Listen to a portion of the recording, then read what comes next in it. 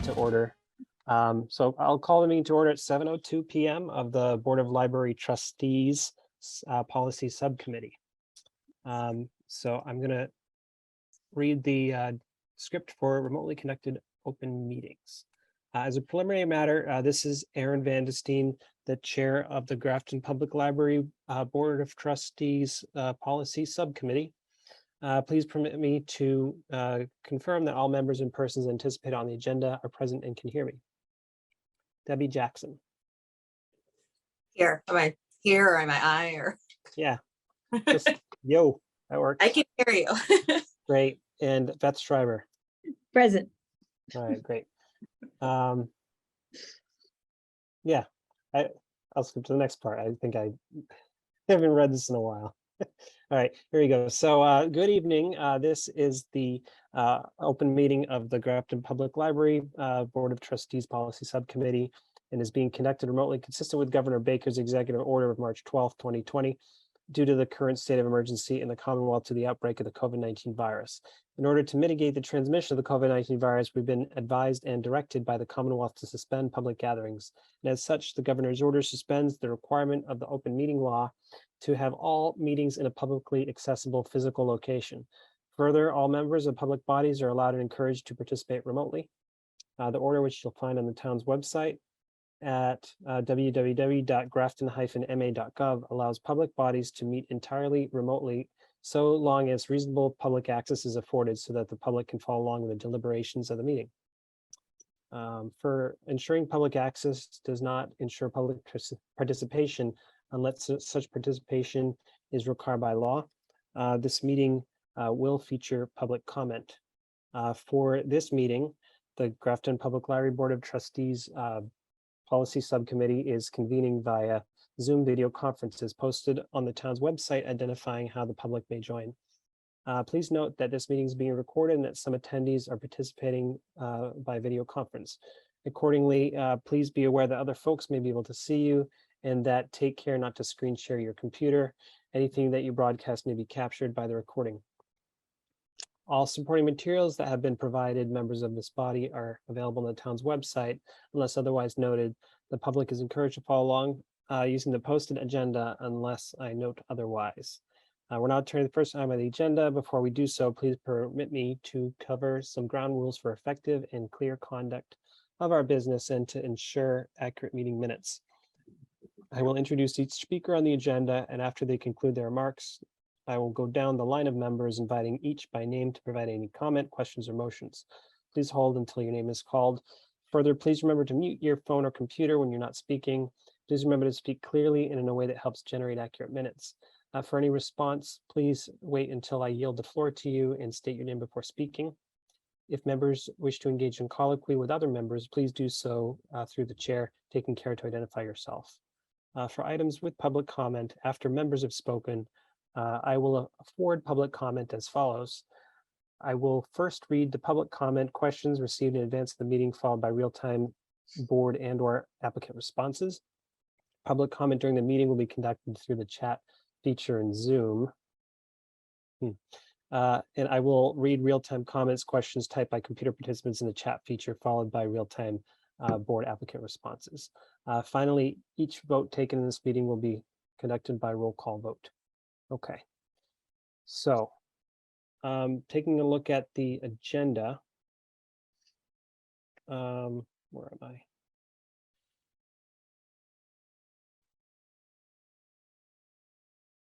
So I've invited a member of the Disability Commission Grafton to speak with us about the unaccompanied adult policy.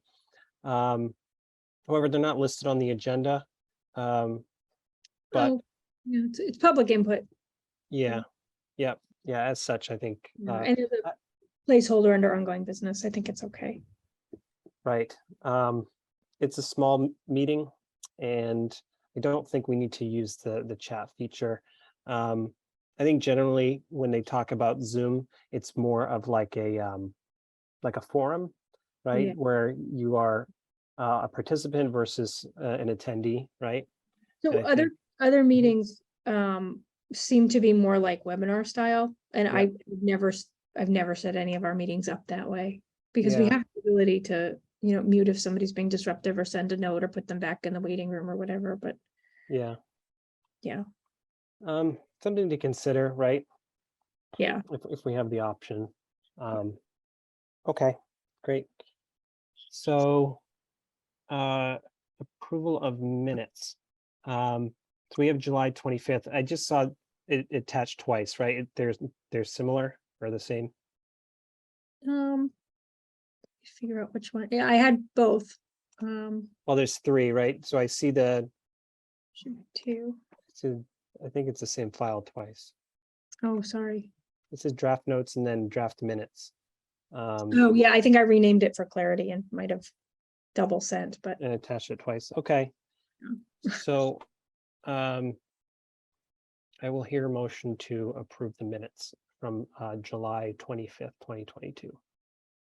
I'll make a motion to approve minutes from July 25th, 2022. Okay, and any second? Oh, we have to hear Debbie.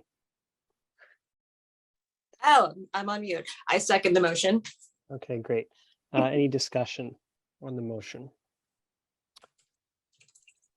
Now remind me, so is that okay, you're at the very tail end of that. Yeah, I will say, you didn't ask for discussion, but I just noticed like the attachments are for the trustee meeting. Yeah, We'll have to okay. delete it and just put the policies in, so I Okay, wonder if I can just do that. Yep. Agenda. Let's see.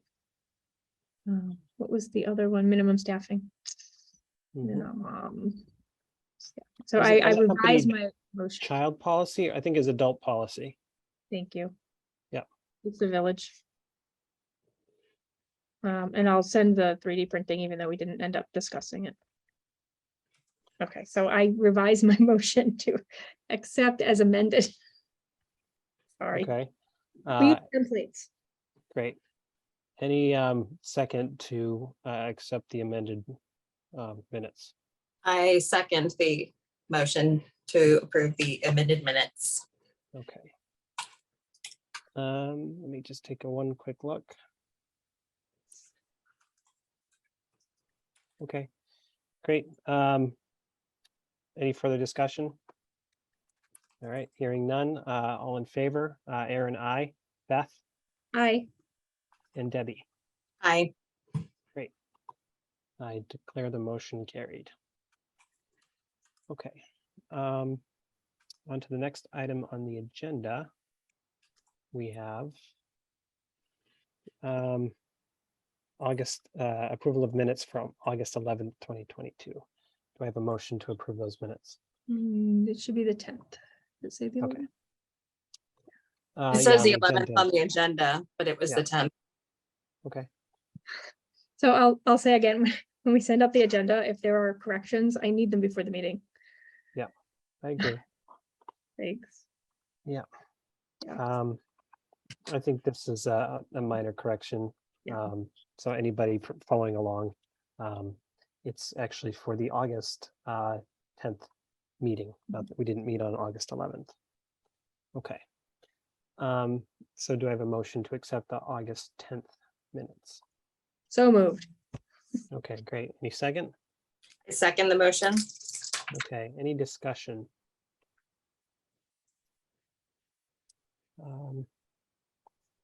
Okay, I don't have any further input, so hearing no other discussion, all in favor, Aaron, I, Beth, Aye. and Debbie. Aye. Great, declare the motion carried. Okay. So to ongoing business, we have unaccompanied adult policy and 3D printing policy. So I'd like to table at least until the end of the meeting unaccompanied adult policy. Looking forward to some input from the representative from the Disability Commission. So regarding the 3D printing policy, I don't know that I have anything further. Certainly, I've been thinking about it a lot since the last time we discussed it. I think Stephanie had some nice input about how to make policy less restrictive, I think. And I think that's what we're going to hear from Kristen, I think is her name, about potentially adding to our policies, if special accommodations are needed, and directing them to the right person who could make a determination. We're not talking about exceptions, we're talking about accommodations, right?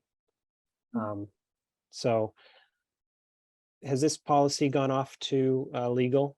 Is there any Yeah, point in but- discussing it at the moment? Yeah, so it went off to legal and she was bringing her child back to college.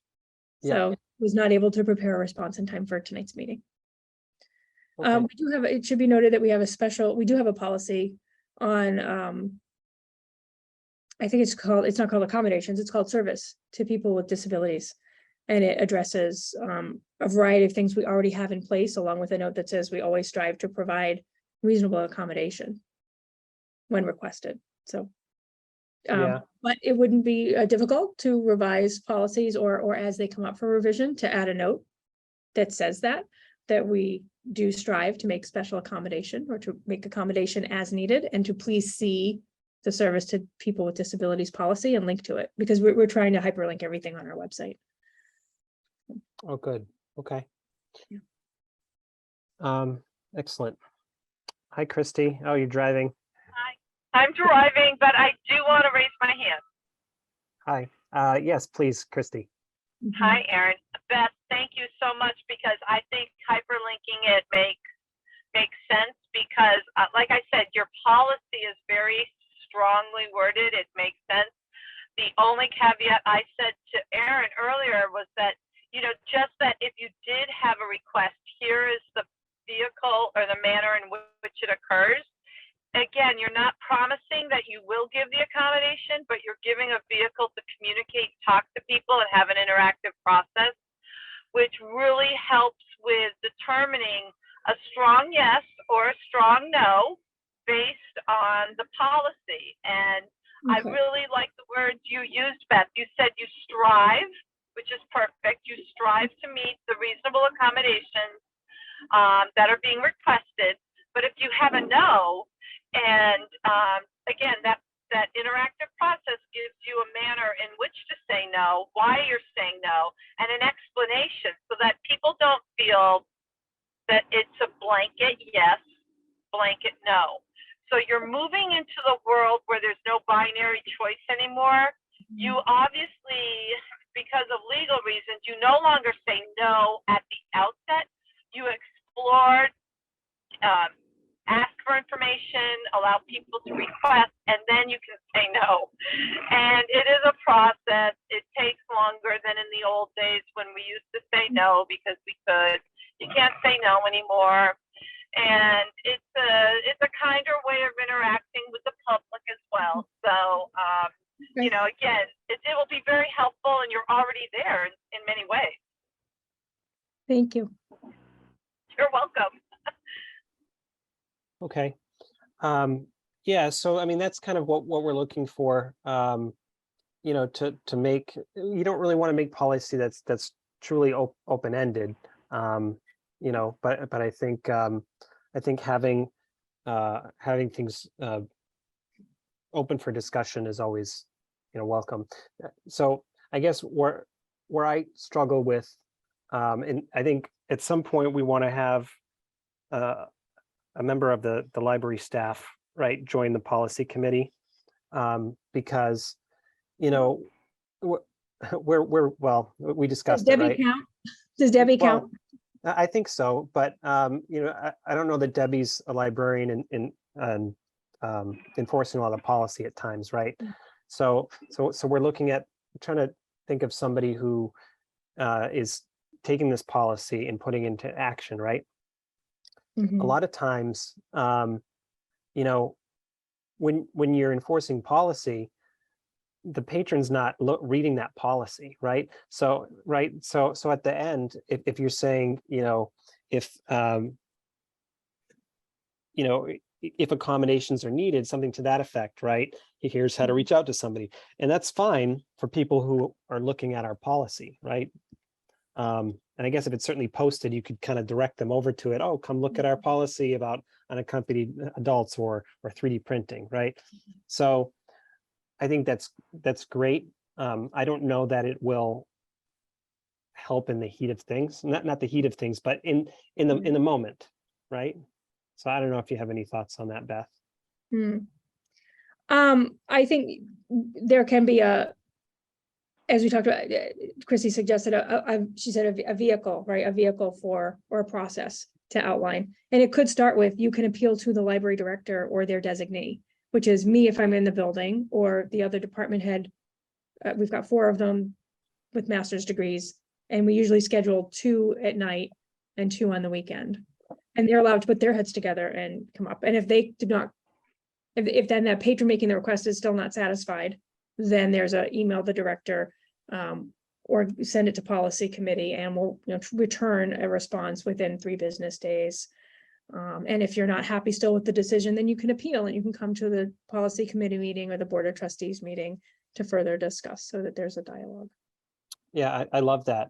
And with every policy, certainly, just kind of dovetailing it at the end for sure.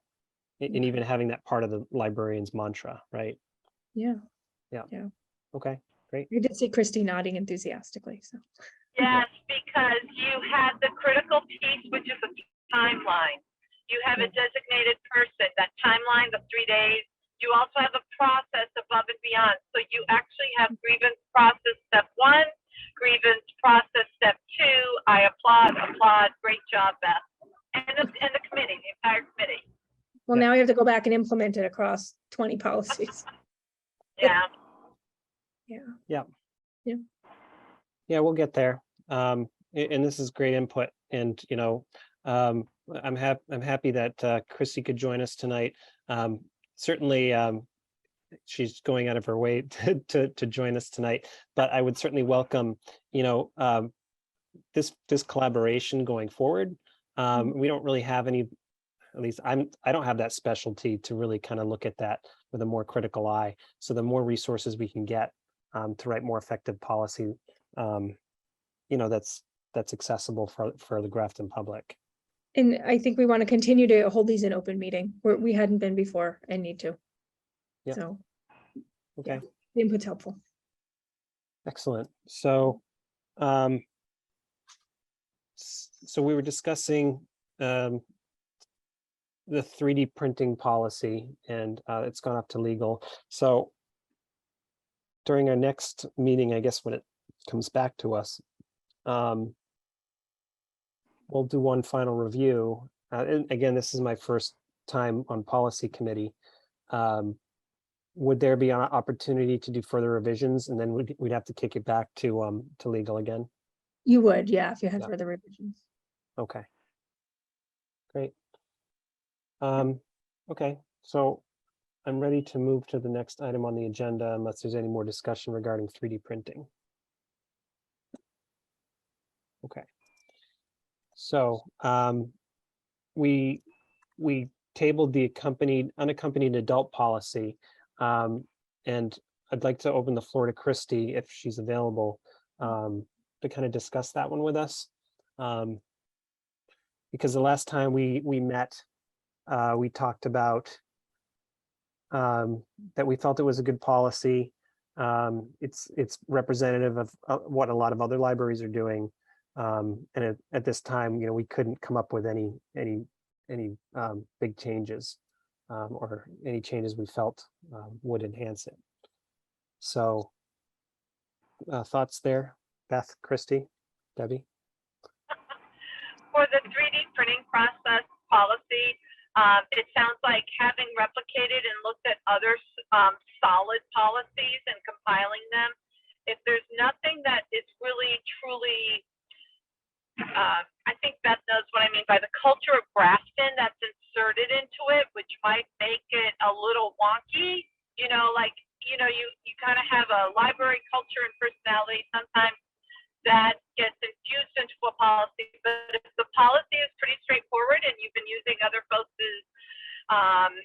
you know, as guidance for developing yours, I didn't see anything that was unusual. The only question I would have is, I know you have to figure out the supplies and the cost and the location. And the location makes sense in that the ultimate purpose right now is for a certain age group to have access to it, but I know you have plans to put another one in another location.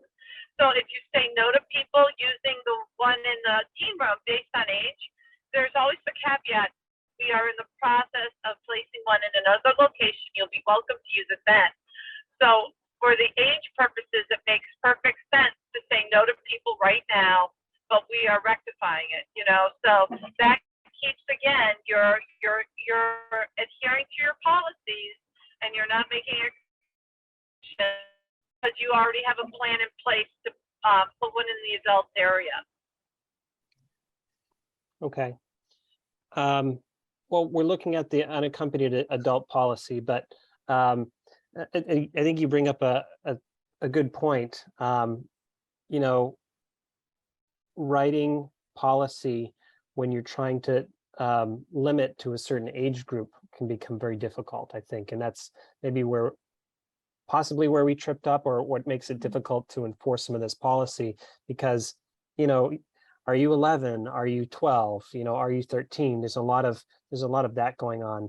And I sympathize with the librarians when sometimes, you know, certainly the unaccompanied, unattended child policy, right? Where a group of kids comes in, 12 and 13-year-olds, and they have to say, well, you're not 13, so you really can't be here, right? So that's been a tough policy for some kids. We did not do that the last 2 days. Mhm. And we're gonna do it tomorrow because we have too many kids in the room and not enough staffing to manage them. So it's gonna be disappointed people tomorrow. Yeah, okay. And Beth, that's because school's back in session, right? Yeah, they all Yeah. came right over. And they were mostly well behaved, they were just loud and there was a lot of them. Today was a little worse in terms of they didn't pick up their trash. But And I'm so sorry that you have to turn into kind of like police wardens. But they have to respect the space, and I appreciate you being able to, you know, think about how to be more like, let's be responsible and responsive instead of having that negative, you know, this is, or, you know, like what are the consequences? I'd like to come investigate your space possibly and to see if there's a way to, you know, not have an excuse for having trash on the floor. You know what I mean? Like, I'm just trying to think of how that could look. oh, the trash is next to the trash and recycling bins on the floor. So Yeah. or a foot away. And it's not even like they tried to throw it in. They just like punched out their library card and dropped the whole thing. But Yeah, and I'm thinking, unattended child is not on the agenda.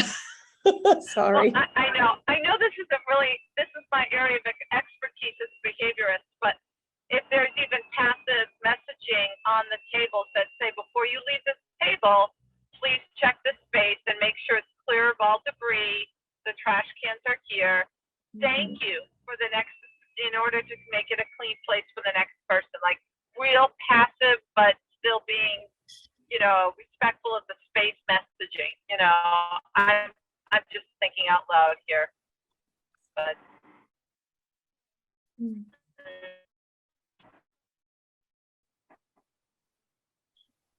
Yeah, I mean, I think that's a nice suggestion. Aaron, Go ahead. and Aaron, can you back up a second? Did you want me to address the unaccompanied or the accompanied adult age appropriate, possibly due to disability, lower functioning adults who felt that they would be more appropriately placed in a space that was for younger children? Yeah, so I'd love your feedback on that. I want to just kind of preface kind of where our heads were when we wrote this policy, because I don't know that it's a new policy for us. We've had it for a while, but well, I think what, just a year? Okay, so what we were kind of seeing when we were in the temporary space, and Beth can certainly add more here. We were seeing unaccompanied adults using computers in the children's space when there's no child present, right? Because they felt that, well, they have better equipment, or I don't want to wait for a computer in the adult space, or I want to use a laptop where it's quieter over here. So what we were finding is, when you have a teen space and you want to welcome teams in and you want a safe space for them, if there's adults in their space, then they're not really going to feel welcome. So that's kind of why we felt the need for this policy. And that was our thoughts going into writing it. So with that, Beth, do you have anything to add before I give the floor to Christy? Yeah, it wasn't just our thoughts. It's the Young Adult Library Services Association's thought that teenagers are constantly shorted in terms of services, materials, space, and collections, and not just in libraries, but across the board. We have no teen rec center in Grafton. We have a recreation department that does amazing programming, but a lot of it stops at age 14. And if you're not in theater or sports, there's no place for you to go. They're hanging out at Dunkin' Donuts and getting kicked out. They're hanging out at Cumbies and then told you can only come in 1 or 2 or 3 at a time and no backpacks. They're getting in fights at Swirls and Scoops. They haven't been banned from there yet. There's no space for them. And the school library doesn't even stay open after school because the librarian chose to be open during lunchtime for kids who are bullied and harassed and who need a safe space during school hours, which is great. But it means that the library is not open either. So there's no space for them to go. And they need a space of their own developmentally, with service space and collections exclusively for them, with supervision by adults who are vetted and trained to work with them, not volunteers, but librarians. So, and like I said, that's like a national standard that if you can do this, the staff and the space and the budget to do so, you need to do it. And if you build it, they will come. And I am a teen advocate. I was a teen librarian for 15 years. And helped write national policy. And I'm a certified serving the underserved trainer. And I used to go to libraries and tell them how to better serve their teen clientele and how to revise their space and make it teen exclusive. So a huge bonus to getting our new library is that we have a teen space that is comparable finally to the children's space. And instead of just having an aisle and a set of bookshelves and one table with 6 chairs right next to the adult large print section, they now have a room with a door that closes, with windows where they can be supervised, and with 2 staff who actually can't even begin to cover the size and space of the room. Because if you think about it, the 0 to grade 6 or grade 5 population is about the same number of kids as the grade 6 to 12 population. So it makes sense that the spaces are the same size. So I wrote and advocated for this policy to hold some exclusivity for this historically underserved age group. And when we had the incident that we had in March, we had a woman and an advocate, and I don't remember which service that she worked for, but it's somebody Paige, who is somebody with autism, that his mother and his accompanying staff are familiar with, who said that putting a developmentally delayed adult in children's spaces actually infantilizes them. And that is not the best practice for mentally disabled people. We're not saying that you can't utilize the services that might appeal to you or the materials. We're just saying you can't hang out in that exclusive teen space because it makes teens feel like they have to be on their guard and that they're not safe. And it has nothing to do with the disability. It has to do with an adult who may be judging or who may be a predator who's in that space. And that was the caveat of the policy. It wasn't necessarily to exclude anybody who's developmentally delayed or disabled, but to give the kids their own space that was exclusive. And it's consistent with nationwide policy. And we did offer very reasonable accommodation to the patron, and the patron was not unhappy with the suggestions we made.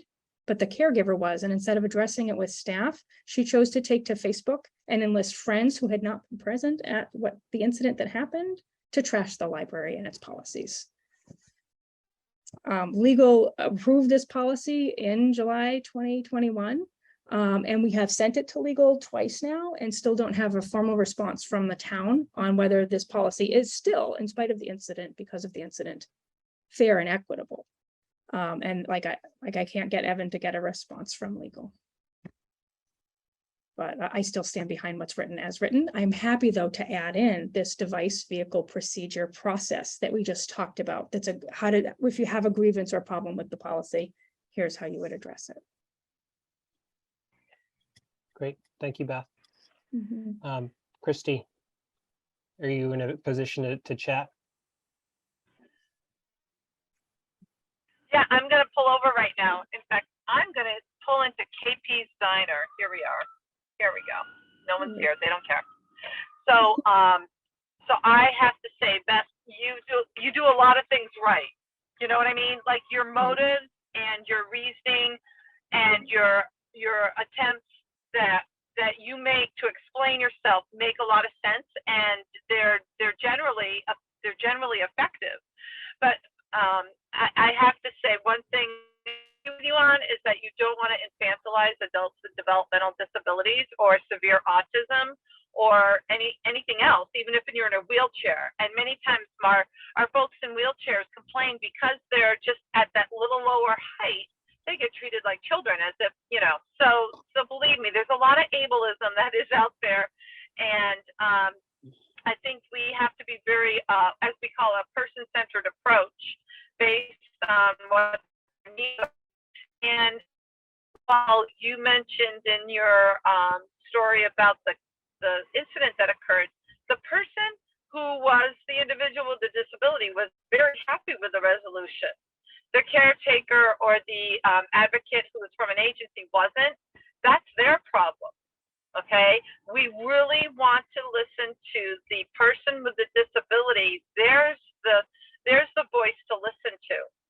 And we need to be very careful. And as I say, you don't say things about us without us. I don't like it when people talk about people with disabilities who don't have a disability. It's just the thing I have.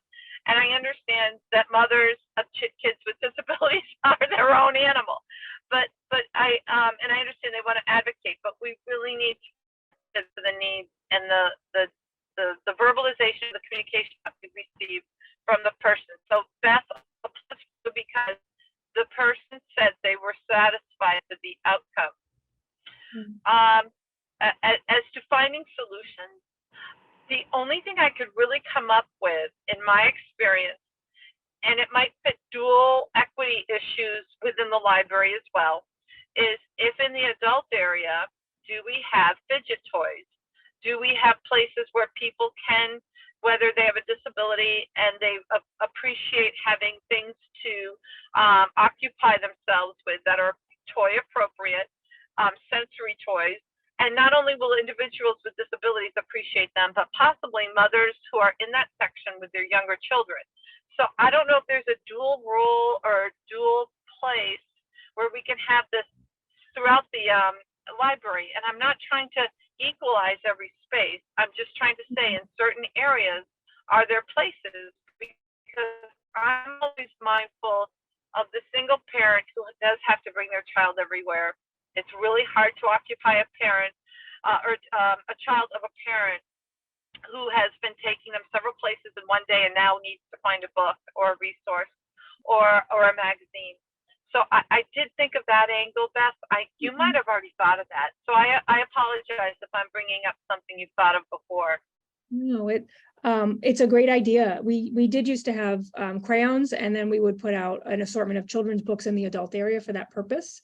And I think with COVID, we pulled back on a lot of toys and manipulators for all ages, but we have brought them back for kids. And I don't see any reason that we couldn't put together a basket or a bag that you could check out of exactly what you're talking about, manipulatives, fidget toys.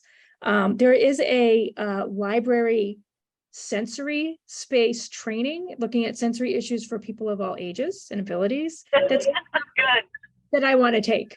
So that dovetails nicely, and it's timing square. If it only had been available 5 years ago as we designed the space, that would have been great. But yeah, I think Well, even with the puzzle I out, just did a session. I did a session with 26 college students yesterday, and the counseling session for me had passed out the little smaller versions of the pop toys to all my college students. And I looked at one, I said, I want one.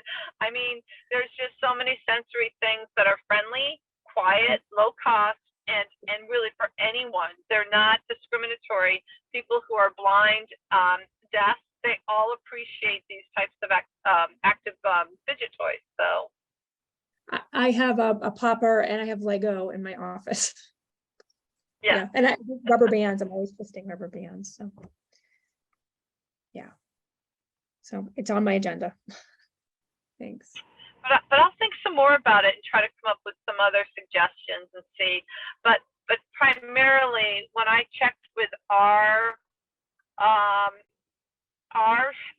legal person at the college, she agreed with what you have already decided as a committee. So just know that people understand safety first, and the safety of a child is that supersedes everything else that a person who thinks they can access that because they're entitled to for this reason, that reason. No, the safety of a child comes first, hands down.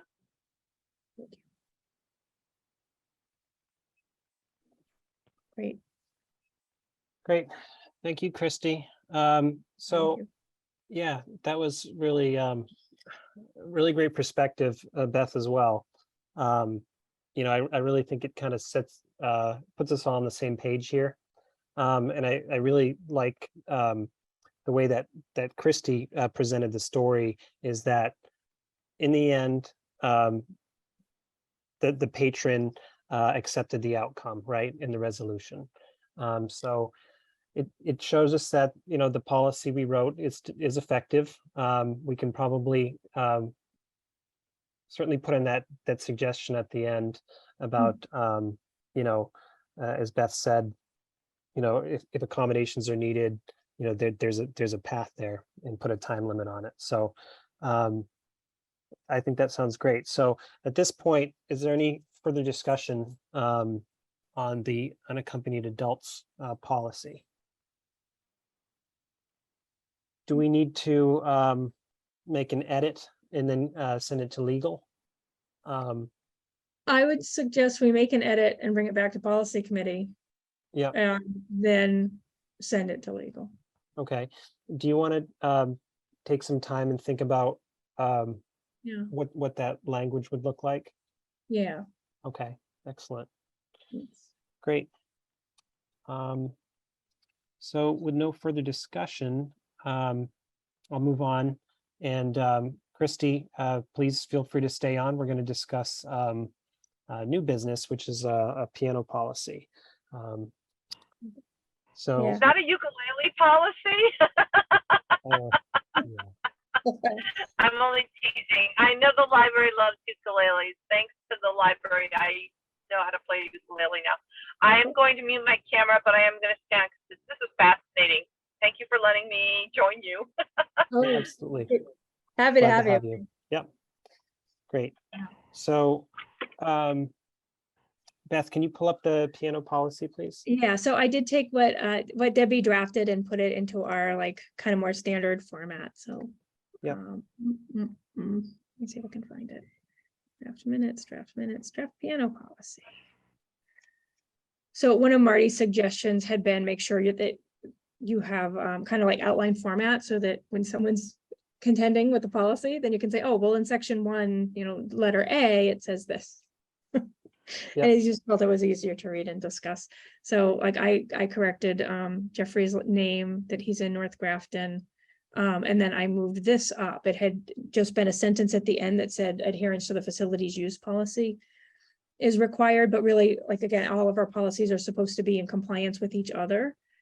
So even though the piano policy might not say you have to not be rowdy while you're using the piano, if the code of conduct is rowdiness is not allowed, then we need to make sure they're referring to each other to say, if we didn't include something in here, but there's another policy that applies. We want to make sure that's noted. And it's actually, I think, the facilities rental. Let's see. Gabby. Sorry. Yep, Debbie, please. Beth, I double checked the spelling of his name on his website and it has an A in it. Thank you. You're welcome. Like that. It's, let me go back to, what page am I on? Yes. You're the best. Thanks. Yeah, I did it before, because I was looking to see if it was North Grafton or Grafton and it just, Okay. All right. So is it north or not? I think it's just Grafton. It's on Potter Hill Road. Oh, or Brigham, yeah, Brigham Hill. I don't know which one.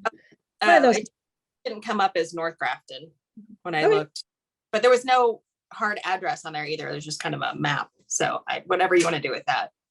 Okay. I'm okay And with Grafton. Threw on there like whatever. I was organizing it from a hodgepodge. So thank you for the outline.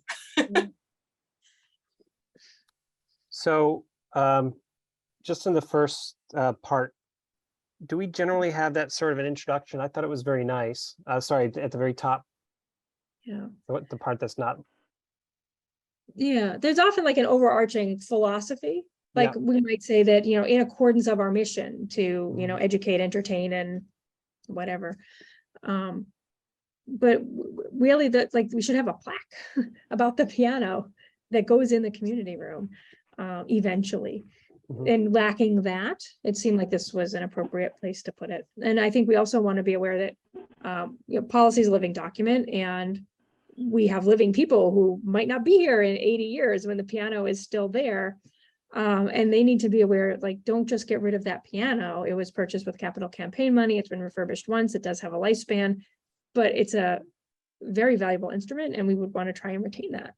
So I thought the background was helpful. Great. Debbie did a I- beautiful write-up. I agree. So, and I love the bit about, because we talked about the Grafton Public Library Board of Trustees, that it's under the trust of the Grafton Public Library Board of Trustees, so that even as we get new board members, you know, there's still some ownership over that if some, like you Mhm. said, if somebody wants to get rid of it.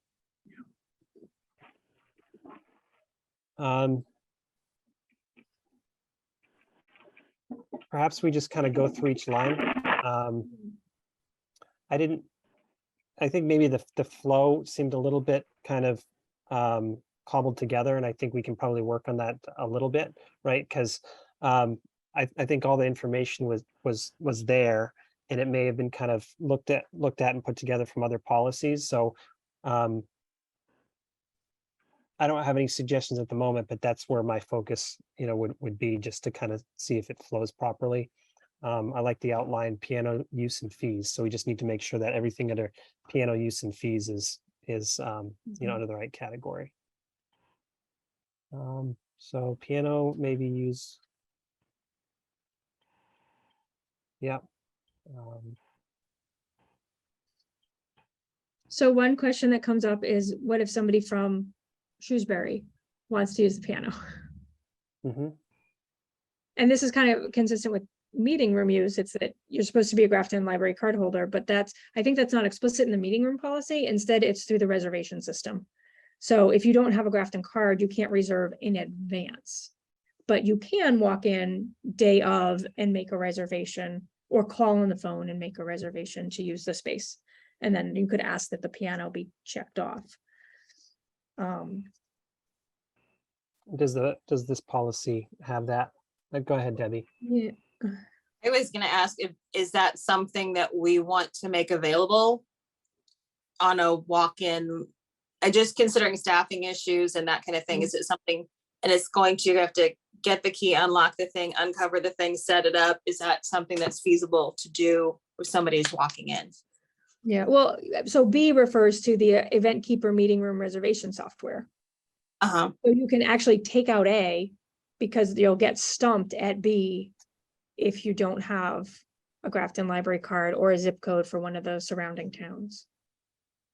Okay. Unless we want to, like I said, also go back and put in the meeting room policy, Grafton library card is required or preferred, you know. Because it's not necessarily required, because we make exceptions all the time. It's just you can't reserve in advance. And that's true with our museum passes too, that they're mostly paid for by the Friends, that we're in a consortium with the Blackstone Valley Libraries. But generally, like if you're from, say, you know, Worcester or Upton or Sterling, you can't use your card to make that advance reservation, but you can drop in on your way by, and if we have it, great.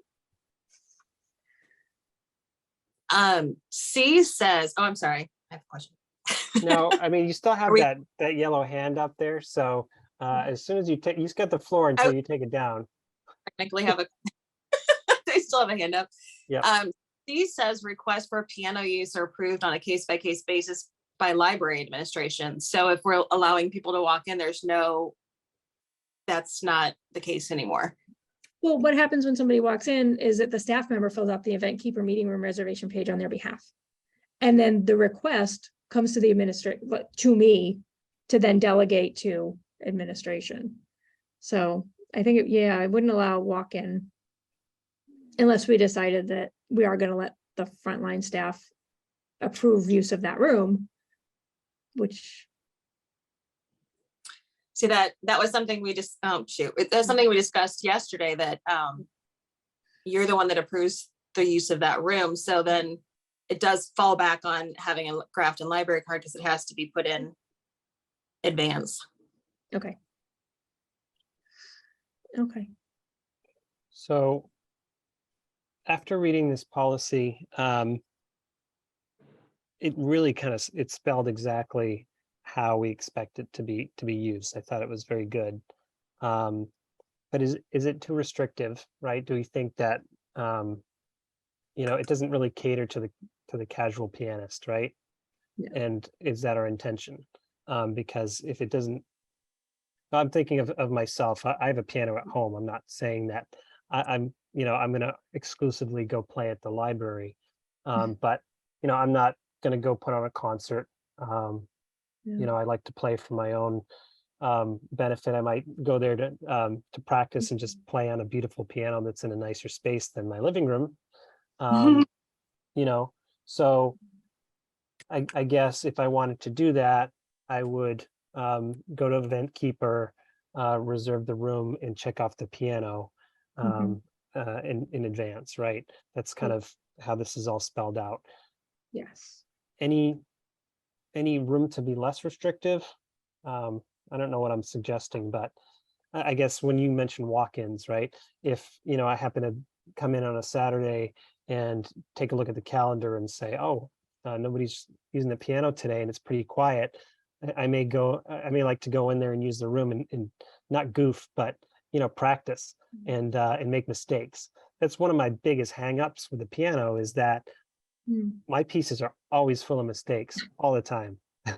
And it's why it makes it really hard to play in a more public space, even for my friends and family. It's always very nerve-wracking. So that would be and again, I'm just speaking to my experience. Others may share the same experience, but as a way to kind of step out of your home, this could be a place where you could step out of your comfort zone and come play.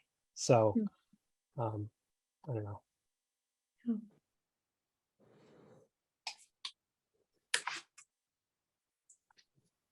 But I think you did say, if it was quiet, I could go and look at the calendar and check it off and use it, right? There's no restricting day of use, right? Or does it have to go through an approval? So policy? I think it would depend on someone from the admin office being available to approve the room use. So what happens if somebody walks in and they want to sit in the 10-seat conference room, which is like also administrative purview? Somebody walks into my office and says, Beth, all the meeting rooms are full, and I have someone who needs to do an exam or call or quiet study. Can we open up that room to them? And I say, yeah, go ahead and approve it. So I think then the default would be, now me or myself or Eileen or Debbie will be getting phone calls or texts on Friday or Saturday to get the space approved. And it's maybe not, it's not a hardship necessarily, except if I'm really unavailable, then I'm not going to be able to reply. But if the policy says that director or their designee can approve it. And the 4 department heads are on board with, yeah, we can make the judgment call and allow the piano use. I think that's fine. But I think a bigger question is also, is this an opportunity to get some revenue? Where somebody from out of town who is coming into Worcester, say, to play a concert, but doesn't have access to their concert venue to practice, wants to rent the space or rent the piano to play, Friday night before their Saturday concert, can we allow that and collect money for it for a non-local resident?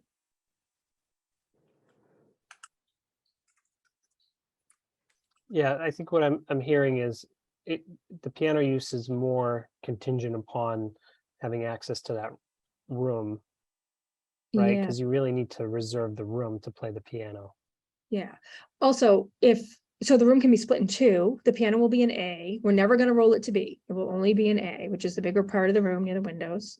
So if, say, Grafton Town Republican Committee or Grafton Democratic Committee are in B and they only booked half the room because it's a small group, we still can't book A and let the piano player come in and play the piano, because that would be disruptive to the person, to the group on the other half of the divider.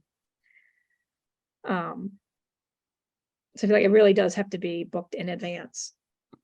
It is just going to be an A. Yep. So walk-ins are going to be unlikely just because we can't predict what kind of meeting room use is going to be going on for either the whole space or just half of the space. Okay, I mean, I think I'm fine with this policy. I feel that it's, you may not get a lot of use out of it. That's my only fear, right? We want people to use this. Right. Well, yeah. So there's, go ahead, Debbie, or Aaron, you can call on Debbie. I'll shut up for a minute. Sure, go ahead, Debbie. I gotta put my hand down. We do have something in there as far as, I don't know where it went, about, it's closer to the top, it's about piano. You may have to provide proof of piano proficiency. And in my eyes, I'm like, woo, yes, thank you for highlighting.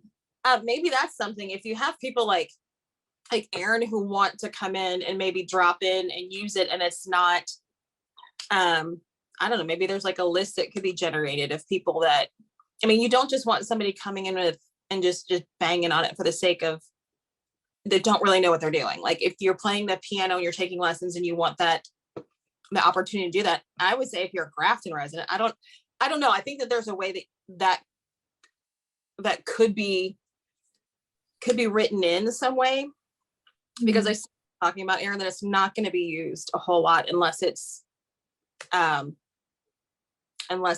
reserved in advance. And Beth, or there's a process for it, and understandably, because it's a high ticket item, but we want it to be used as well. So I wonder if there's something that could be done with that proof of piano proficiency and people that are Grafton residents, or putting something in there about how if it's not busy, up to the discretion of staff.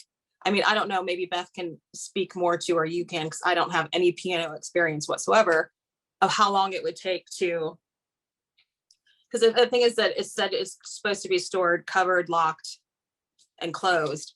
Is that, I mean, how much of a process is that to set that up for somebody?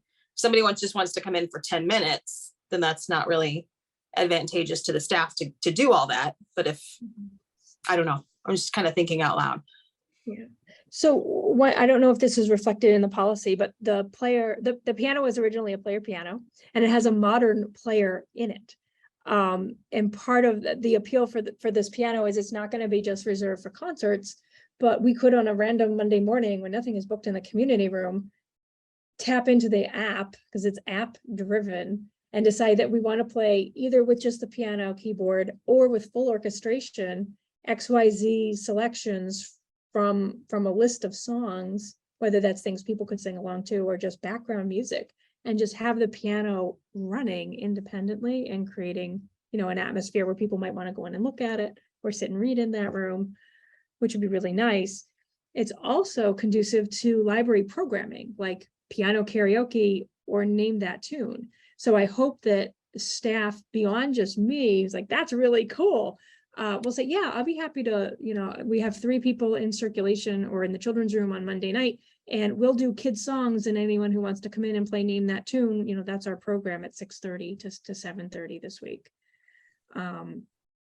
As well as, you know, it has about a 1-year break-in period of, we need to make sure that every key on that piano is getting hit. So running the player mechanism will help, but, you know, I hear concern about, we don't want anyone to go in and bang on the piano, and yeah, we'll keep it locked, but also like, it does need to be played, and it needs people to be touching, again, the full spectrum of the keys. And you pay me too much to just go and sit and do arpeggios, you know, for an hour a day to break in the piano.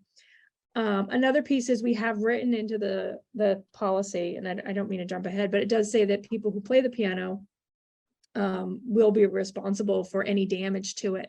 I don't know how hard it is to strike a key enough times that it breaks, or that a wire breaks, or, you know, if you slam the lid down and the stick holding it up breaks. We do have a maintenance budget.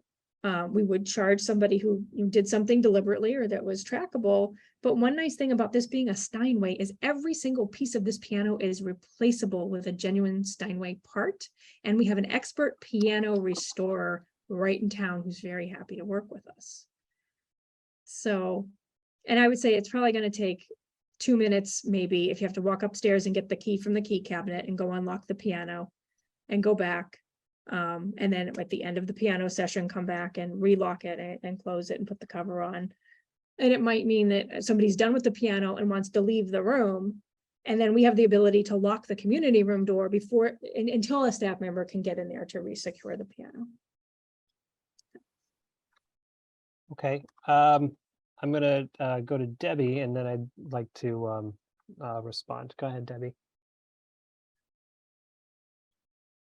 Oh, You're on mute. Oh, she give me the opportunity.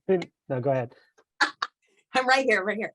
I'm wondering if when I sent the document out with just sort of the really rough draft of the policy, there was a 3rd page, which was about, oh gosh, the piano, something for like organizations and putting on concerts.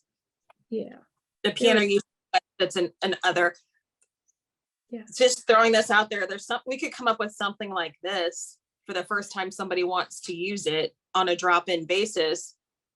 You know, like Erin is saying, if you have a small handful of people that want to do that, Mm-hmm. and then have somebody go in with them, and, you know, are they clearly somebody that, my thought was that the damage is absolutely making sure that the teens get nowhere near it, you know, in those times that they're in the building.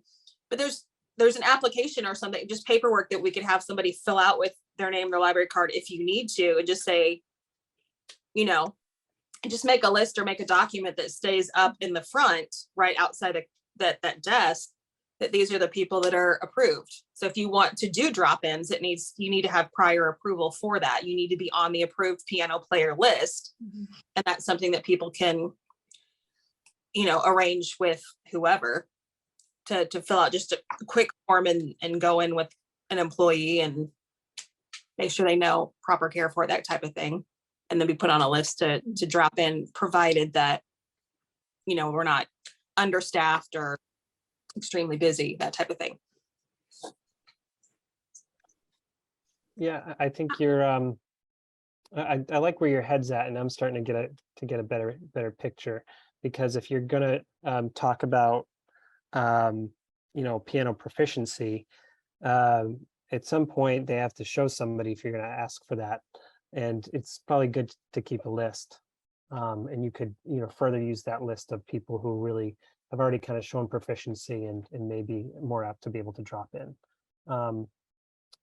So Betha, I'll allow you to respond, Yeah. and then I have a few other topics of my own. Sure, I'm fine with this. We should really be doing this for meeting rooms, but also we're trying to get away from forms. Yeah. So when you have to reserve a meeting room, you have to check off a thing that says you have read through the meeting room policy and agree with it. And then somebody shows up for their meeting room or facility use reservation. And I'm like, well, you're not allowed to do this and you're not allowed to do that. No, you can't hang anything up. But did you read the policy? But we're trying to get away from paper at the same time. So if this was a Google form, that totally works for me, and it's easy to throw together. And then it goes to a spreadsheet, because another piece is it has to be both easy for the patron and easy for the staff. And staff scrambling to find out like a printed list of people who are approved is challenging. You know, it was challenging when we had like a discount on Friends bags, and people had to look up on the list to see if they got a discount or not. But a Google form goes to a spreadsheet that we can have everybody have access to. But the only thing that is still missing from here is what is your piano proficiency? And we could have from a drop down list, like I've taken lessons, or I'm a, you know, amateur player, or I mastered in music, or, you know, other. There, I'm just gonna say there's Christy, I think, is leaving. So thanks, Christy. Yep. So I just like to add in like, what's your piano proficiency? Yeah, I like that better than you may, I mean, certainly you can still leave in, you may be asked to you know, demonstrate proficiency, but I like having a list, because then they have to state like, oh, I have no piano proficiency. Oh, then what business do you have, you know, coming to use the piano, right? So it's good to have them state for sure, even if they're being modest.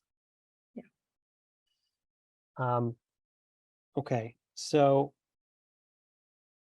you know, I think you hit on a lot of the points that, you know, where my head was at. So I didn't see this the other night when I was reading it, but you know, vocal performance, right? So, you know, I was thinking of the piano just kind of being used for concerts, you know, just or piano recitals, or just piano use only, but really, you know, there may be a piano can be used for accompaniment, or somebody who's, you know, wants to practice for a play up at the you know, up at the high school or something, you know, and they need a space to practice. You know, what sort of allowances should we consider during library hours, right? You know, are you going to also say vocal proficiency must be, you know, demonstrated, right? Because you know, the voice is not a finely tuned instrument whatsoever.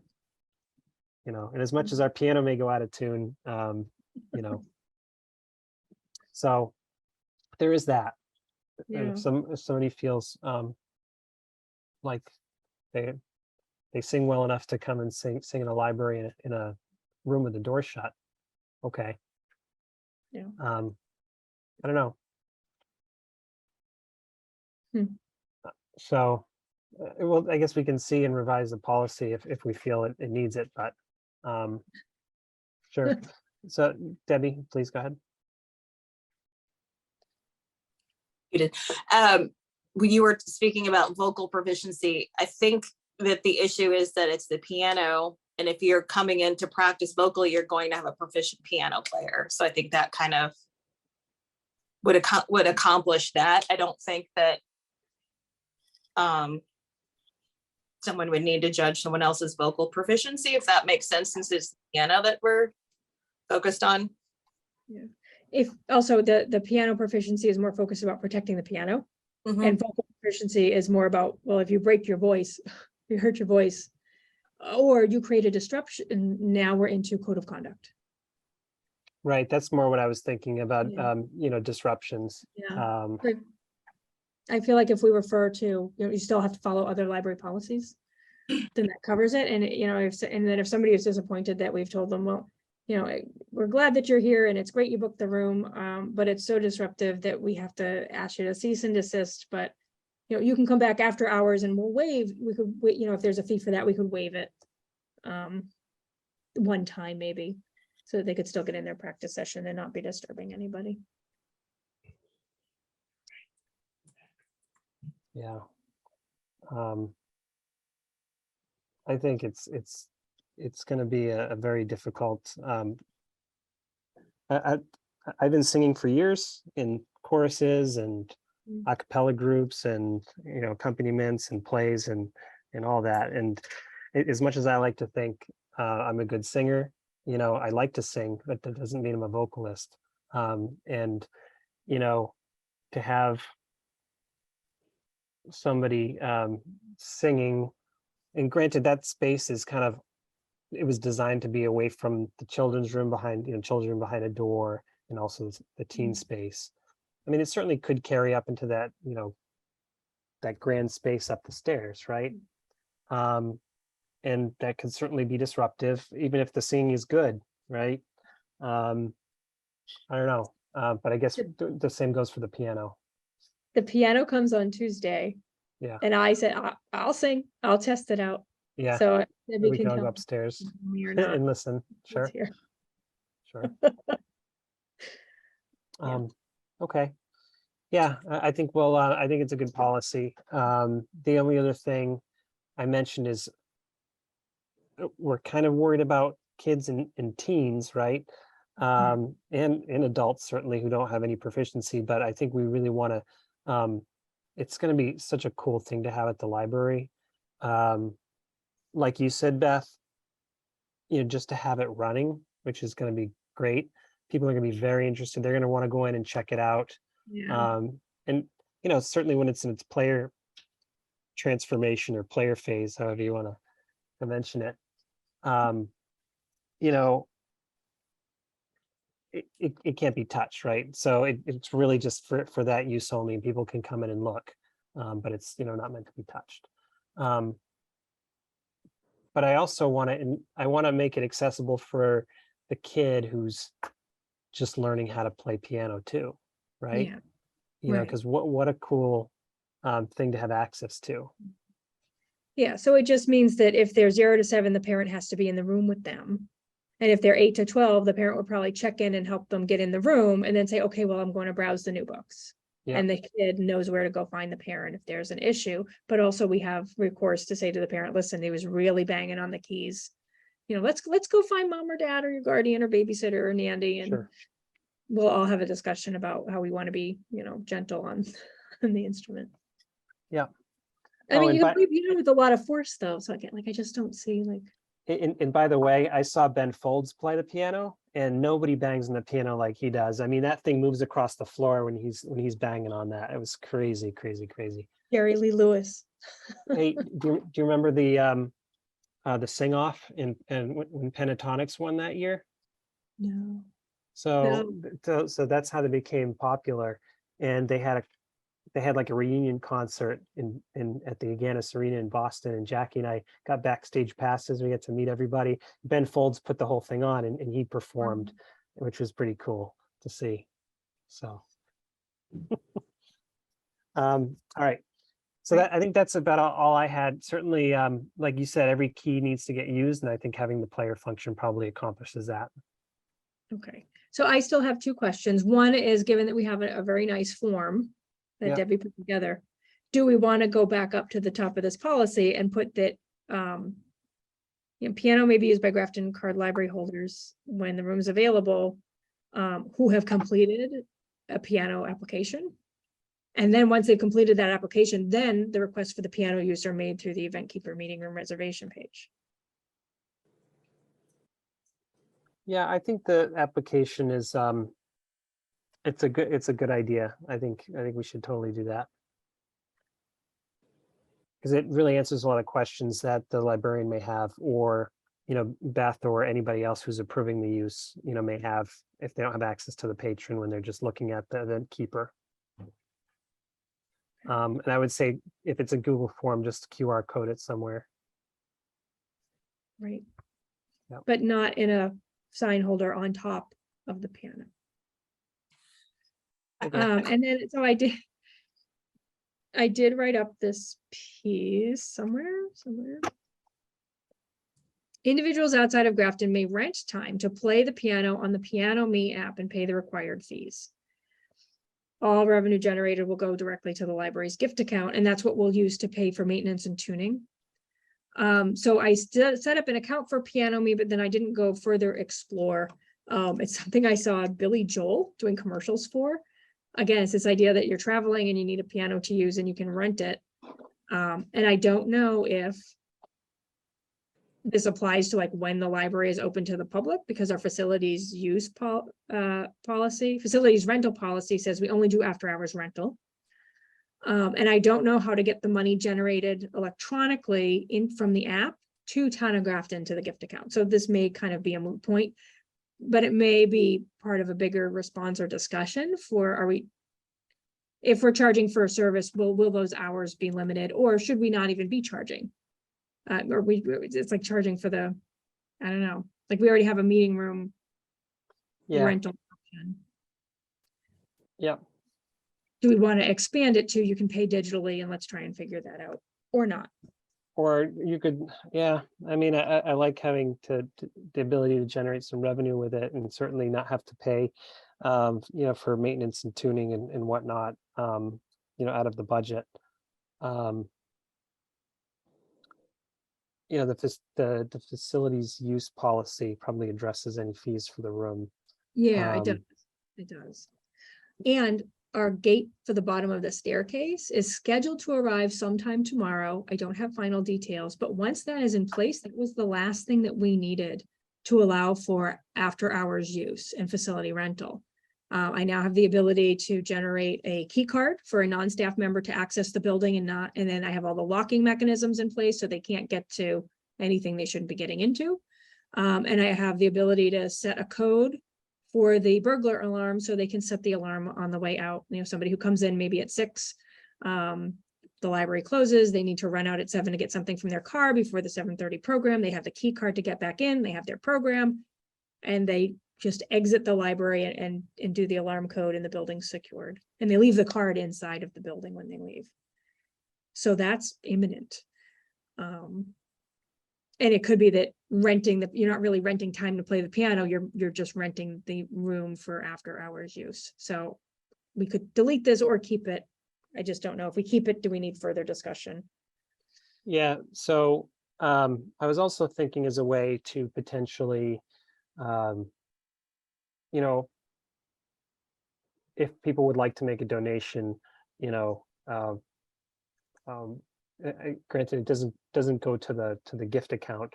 And if they want to make a donation, it really needs to go to the friends, correct? If we're asking for any donation, it can go to No. the library. No, Yeah. so they would have to specify that they want to donate to the friends. So like if somebody buys books and they have change and they say, keep the change, like that can go to the friends. Yeah, If it's for copier pages, then the change goes to the gift account, but we also have revolving accounts for like headphones and zip drives. But the default, if you're making a donation at the library, is it goes to the library gift account, which is unrestricted, and which we have direct access to. yeah. Individuals outside of Grafton may request use of the piano. If you'd like to make a donation, Okay. I don't know how you would say that, but is another way to just leave it open, like, oh, Okay. really, I can play this for free. It was such a great experience. Where can I donate? Or you can say what it would be used for. Donate money for upkeep and maintenance of the instrument, something to that effect, so that they know, oh, okay, yeah, this is a great resource. I really want to make sure it's well maintained.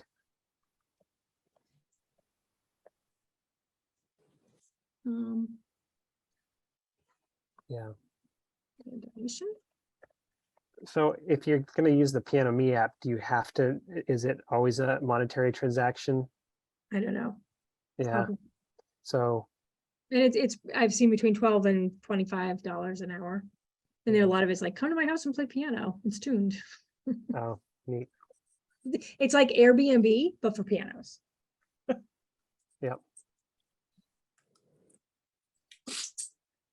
Yeah, and maybe we can take another look at this line to see if there's a way to, can somebody, I I can guess test. you want to make it accessible, right? And if somebody from outside Grafton wants to use our piano, they don't know that we have one, right? Right. The Piano Me app is a way to get it out there that it's available. Exactly. Okay. Yeah, I was going to say scrap the Piano Me idea, but it is a good way to get people to come out and use it. Yeah, and I'd rather not put a price on it. If somebody wants to give us $50. Okay. Yeah. All right, Debbie. See if I'm muted now. I was gonna say I can look into the Piano Me app and see what kind of money would come in from that, but also if you're coming in to use the piano, I would say Piano Me would apply if you're coming in during hours. during the library's hours to use the piano. And then if you're renting the room after hours, then the rental fee takes care of that part of it. So Mhm. it's not a double dipping necessarily. It would just have to be, and I could look into that, the Piano Me app, like what money comes, like what percentage comes in, Mhm. how that would be transferred to the town, those kind of things. I can look into that too. If we want to leave that in there for now and just get that part approved. And then if we decide not to do it, that can be removed later, rather than trying to go back and add something. Okay. Yeah, I think we can probably take a better look at how practical that is. Mhm. Okay, great. So any further discussion on the piano policy? I'm just making a Yeah. typo.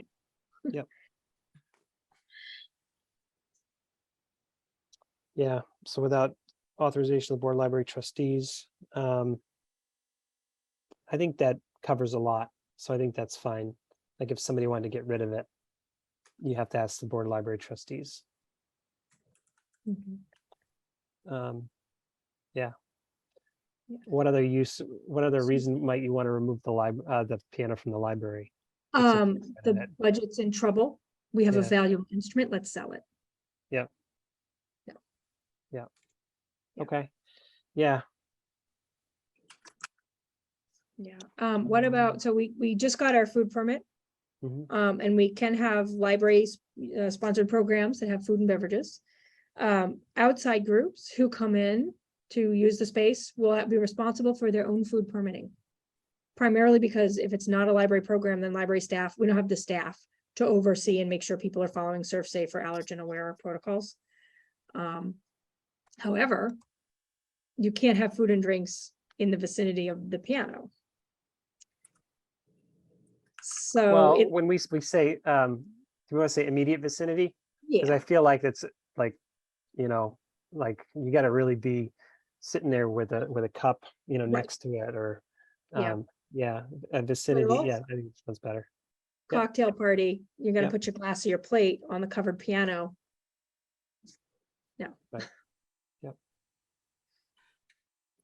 Okay, great. Debbie, you still have your hand up? Can I Oh, put your hand down? So I can do it. Sorry. Yep. All right. Great. And then we had 2 times a year in here for maintenance. If it gets a lot of use, it may need it quarterly. So I made that edit. And then I like this clause that if you're not happy with how it sounds and you want to pay the fee, then we will take it out of charge you for the tuning, but then it'll come out of the room rental cost. It will come out of the room rental cost. Yeah. So you book Um, the room for 3 hours, mhm. you're an individual, it's $150, but you want the piano tuned and that's $100, then you pay $150. We retain 50 and then $100 goes to the piano tuner. We could also say that it's on top of the rental fee and it's not deducted. Additional cost. Absolutely. I mean, if you're already saying that you're going to tune it at the expense of the library 2 to 4 times a year, and that's not enough for people, they say, oh, this is terribly out of tune. I need it tuned for tonight. Why are we going to jump through hoops to get it tuned for them? I almost kind of feel like if they need it tuned, it's really kind of be on their own dime. Okay. And because you're already saying I'm doing it 4 times a year, which I think is a lot. No, up to. Yeah. Yeah. I don't know. What do you think, Debbie? That was just from a different piano policy, and I ran it past Beth, and it sort of made sense at the time, but when you do the math, not a great policy. No, I think it should be there. But I think the gist of that part of it too, and I looked at 4 or 6 different piano policies people had, and that had decent content in it. And I think part of this one also, and I don't know if it made it in there or not, it's scheduling and the tuning will be done through the library at the convenience of the library. So the same person that we have normally working on the piano would be the person to tune it. Like them not bringing in someone that, is, oh, I'm a piano tuner and I'm going to fix the piano like that. It should be whoever the library uses on a regular basis. And like I said, the math on deducting it from the rental fee just didn't work out either. So I think that probably the rationale behind that was that if they got it tuned for an event, then they're not going to pay to have it tuned later on either. So whatever works out for the policy, that was just something that was written in a different policy. Okay. I think it should be at the renter's expense. Yeah, I mean, if it's terribly out of tune, then like, I don't Yeah. know, it was just tuned, then Think- I don't know. Okay, yeah. Yeah, I just keep thinking Billy Joel's gonna come to the library and we're like, Billy, you really gotta have, if you're not satisfied the way it's tuned, you're gonna have to get it done on your own dime. Then it's Okay. almost the same person that we normally have tune it, so they're not going to be happy either way. So what are you going to do? Yeah, we'll try it. Okay. Great. Any further discussion on the piano policy?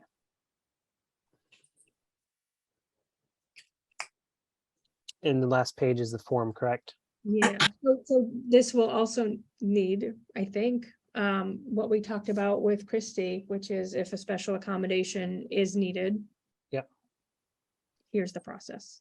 Yep. So we'll wait to send that to legal until you've come up with some of that Okay. language. Okay. Okay, great. So that said, I think we are ready to, we've had our public input. We can set the next meeting date. Mhm. All right. I'm open for suggestions. Let's see, look at my calendar. Wednesday, October 5th would be the meeting following the next trustee board meeting. Mhm. That was a tentative schedule we had set. Let me just check one thing now. Will we necessarily have anything to bring to the attention of the board at the next? No, trustee meeting? because legal hasn't gotten, well, legal may have gotten back to us. However, Wednesday is Yom Kippur. So In I'm not, October, okay. yeah. It's like, there's something with that date. What was it? It's only Yeah. the holiest day of the year. And I'm not meeting on October 12th. That's my anniversary. It's also Gum Jam. Yep, Gum Jam. Gum Jam. Certainly, 19th. if we have a full contingent, I don't always need to attend every meeting either. Mhm. I think it's great if Beth and or Debbie can attend each meeting. Mhm. I think we have better discussion when we have someone from the library to talk to about policy. Mhm. I don't know that Stephanie will be attending meetings for the policy subcommittee. Perhaps we go back to the board and see if we need to determine if her seat should be replaced on the policy committee, and or if we have enough trustees to have a good working committee. I mean, Mhm. we've generally had two trustees in the past. And So, Beth, with your Is John experience, on the committee? Who? I thought John was also on this committee, or did he just come Yeah. because he had 3D printing? oh no, he's fully on the committee. Yeah. So I just think he's probably not feeling well still. Oh, right, okay. So he didn't. Yeah. I didn't hear from anybody. That's why I was kind of reluctant to Yeah. kick the meeting off. But Stephanie did officially bow out of extra trustee duties, which is Friends Liaison and subcommittee, policy subcommittee, but she's still the Okay. vice, as far as I know. yeah, And still good. I think she did say if you want to bounce policy ideas off of me, but I think at this point, between John and I think that should be fine. And if we want to add another librarian, I don't know if you still have that idea. I do. I think we're waiting to see how union negotiations shake out in terms of asking staff to take on extra duties. Mhm. So, Okay. Yeah. Great. So I think that's a nice idea. We'll see if it pans out. Yeah. Great. I will try and I can pay staff to attend when it is like really relevant to their department. Like we don't have a volunteer policy and need one. And our new head of borrower services is working on that draft and getting that group of volunteers up and running again. So like she's kind of a natural to come for at least that session. So it could be that it's a rotating thing too. Okay. So going back to the schedule, Hmm. we could meet on a Monday, even on a Tuesday, might work at the library, because my son's attending his Boy Scout troop meetings at the church up the street. But I'd be set for a hard time, hard stop time. So I don't know, any other dates? Yeah, if you wanted to meet sooner. I think meeting sooner might be, I'd like to leave the option to meet sooner. But if there's nothing to review, Well, go I ahead. privacy policy has been looked at by legal and is ready for the group to review it again. Great. Or for the first time. We have a draft art display policy. And people who want to exhibit at the library and use the display space. So that's priority. Like I said, we don't have a donation policy, but I have one drafted. And I thought there was one other, volunteers and then volunteer policy. So we will have things to look at. Okay. I could send them out immediately after this meeting. Also, we usually review our material selection policy. Yep.